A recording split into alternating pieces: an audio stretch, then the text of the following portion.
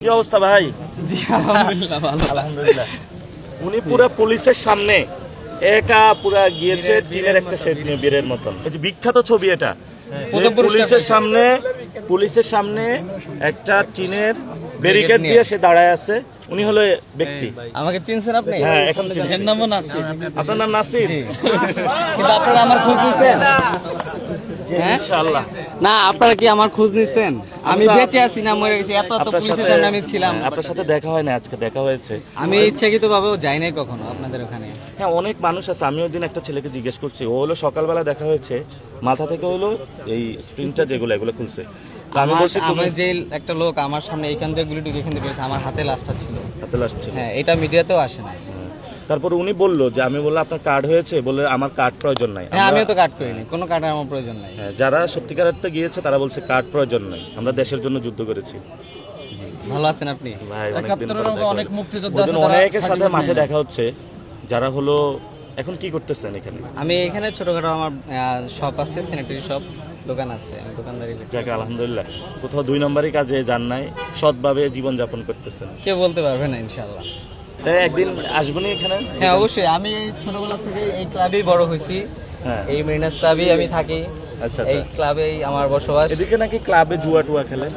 হ্যাঁ, খেলতে পারে, বাট আমার জানা মতে এই কয়েকটা ক্লাব আছে এই এখানে। ক্লাবটা ভালো, এই ক্লাবটা তো হয় না। আমি যার কারণে এই ক্লাবে ছোট থেকে বড় হয়েছি, এই ক্লাবে এখন থাকিও এই ক্লাবে, আর এই ক্লাবেরই একটা দোকান নিয়ে আমি দোকানদারি করতেছি। যাক আলহামদুলিল্লাহ। ইয়ে করবেন, এদিকে আমরা আসবো, প্রচুর আড্ডা হবে, চা হবে, গল্প হবে, এবং আমরা একদিন হলো ওনার নাম্বারটা একটু নিয়ে যেতে হবে, একটা পডকাস্টে আমরা কথা বলবো, ওই গল্পগুলো শুনবো যে এটা কেন আমি কয়েকবার বলছি আমি এটা। পুলিশের সামনে যেটা আমি এটা ইয়ে হয় না। সমকালে বলছি, প্রথম আলোতে বলছি, ইন্ডিপেন্ডেন্ট টেলিভিশনে বলছি, আর কিন্তু সাথে আপনারা আমি কখনো আলোচনা- দেখেন না এটা। আমি এটা দেখি নাই, যেটা হলো মিস করেছিলাম, কারণ আমি অভ্যুত্থানের পরে সংগঠন গুছানোর কাছে অনেক ব্যস্ত ছিলাম, যে ফেসবুকে ঢুকবো ওই সময়টাও পাইনি।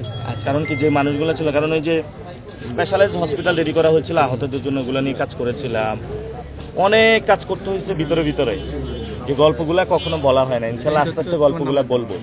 হ্যাঁ, আমি তো কোথাও যাইনি, আর আমি দোয়া করবেন ইনশাল্লাহ, আমরা এবং যাতে আমরা ঐক্যবদ্ধভাবে চেষ্টা করতে পারবি সেই প্রত্যাশা রাখবো। আন্দোলনে ছিলাম, আমরাও পিএসসিতে কি অবস্থা ভাই? জি আলহামদুলিল্লাহ ভালো। আলহামদুলিল্লাহ। উনি পুরো পুলিশের সামনে একা পুরা গিয়েছে টিনের একটা শেড নিয়ে বীরের মতন। কেন গিয়েছিলেন ওই দিন? মূলত ফেসিবাদের বিরুদ্ধে লড়াই করার জন্য গেছিলাম। যাক আলহামদুলিল্লাহ, ভালো।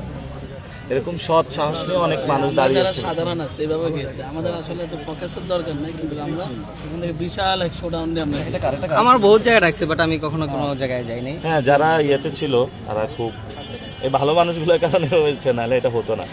এবং যাত্রাবাড়িতে যেটা করা হয়েছে ওটাতে দেখি অনেক কৃষক, শ্রমিক, দোকানদার অনেক বেশি।